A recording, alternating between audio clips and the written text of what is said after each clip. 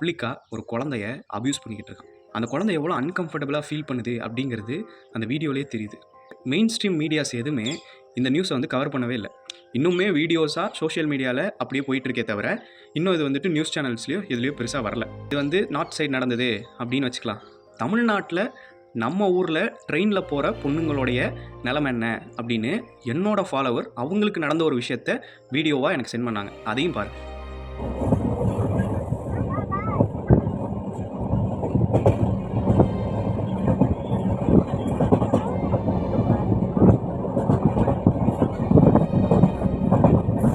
அவன் பேகை வந்துட்டு மடியில் வச்சுட்டு அது கீழே என்னமோ பண்ணிகிட்டு இருந்திருக்கான். இந்த பொண்ணு தூங்கிட்டாங்க. அப்புறம் ட்ரெயினில் கூட்டமானதுக்கப்புறம் இப்படி காலு கீழே ஒருத்த உட்காந்து என்ன பண்ணிட்டுருக்கானா அவனை பார்த்துட்டு இருக்காங்க. இவனும் அவங்களே பார்த்துட்டு இருந்திருக்கான். அப்புறம் அந்த வீடியோ எடுத்துகிட்டு பக்கத்தில் இருந்த ஒருத்தர்கிட்ட காட்டினதுக்கப்புறம் என்னடா பண்ணிட்டுருக்க அப்படின்னு சொல்லி அவர் அதட்டி கேட்டு அந்த பேகை போடுங்கன்னா அந்த நாய் ஜிப்பே போடலை. எல்லாம் அப்படியே வெளியே தெரியுது. அந்த ஒருத்தரை தவிர இந்த விஷயம் தெரிஞ்சதுக்கப்புறம் பக்கத்தில் இந்த பெண்களும் சரி சுற்றி இருக்கிறவங்களும் சரி யாருமே இப்போ வாய்ஸ் ரைஸ் பண்ணல. இவங்களுக்கு அந்த சுச்சுவேஷனில் என்ன பண்ணணும் அப்படின்னே தெரில. அடுத்த ஸ்டாப் கிட்ட அந்த ஒருத்தர் அதட்டவும் அவன் எந்திரிச்சு ஓடி போயிட்டான். இந்த மாதிரி பெண்கள் போகிற எல்லா இடங்கள்லையுமே அவங்களுக்கு பாதுகாப்பே இல்லை.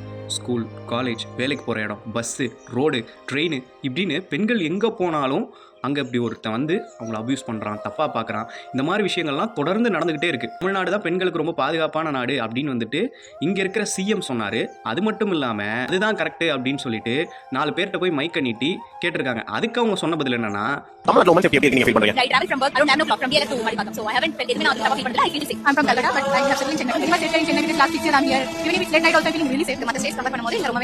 பெண்கள் சொல்கிறாங்க இங்கே தமிழ்நாட்டில் இருக்கிற எல்லா மாவட்டங்களில் இருக்கிற எல்லா ஊர்களில் இருக்கிற பெண்கள்கிட்டையுமே நீங்கள் போய் இதே கேள்வியை கேளுங்க. அவங்க எல்லார்கிட்ட இருந்துமே இதே பதில் வருமா அப்படின்னா வராது.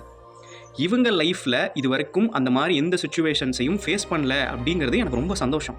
ஆனால் இந்த ஒரு 4-5 பெண்கள் இப்படி சொல்லிட்டாங்க அப்படிங்கிற காரணத்துக்காக இங்கே தமிழ்நாடு பெண்களுக்கு பாதுகாப்பான நாடு அப்படின்னு இங்கே யாருமே சொல்ல முடியாது. இந்த மாதிரி விஷயங்கள் நடந்துச்சு அப்படின்னு நம்ம சோஷியல் மீடியாவில் இதுலேயும் பேசும்போதும் கீழே சில ஆண்கள்கிட்ட இருந்து ஒரு கமெண்ட்டை நம்மளால் பார்க்க முடியும்.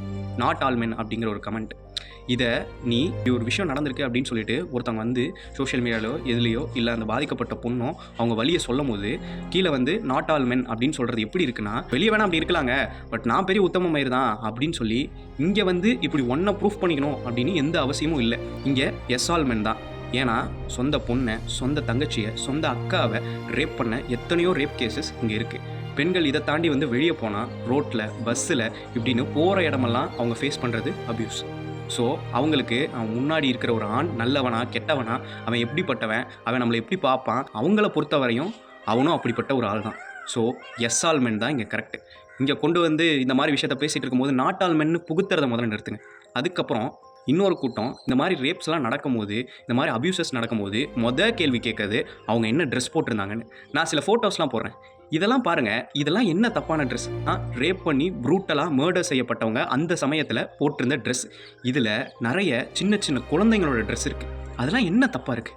ஒரு மனுஷன் அவனுடைய 5 நிமிஷம் 10 நிமிஷம் காம வெறிக்காக, இவனோட ஆசைக்காக ஒருத்தங்களை ப்ரூட்டலி ரேப் பண்ணி ஒரு உயிரை கொல்றது, இப்படி ஒரு விஷயத்த ஒருத்தங்க கிட்ட பண்ணுறது எவ்வளோ ஒரு கொடூரமான ஒரு விஷயம்.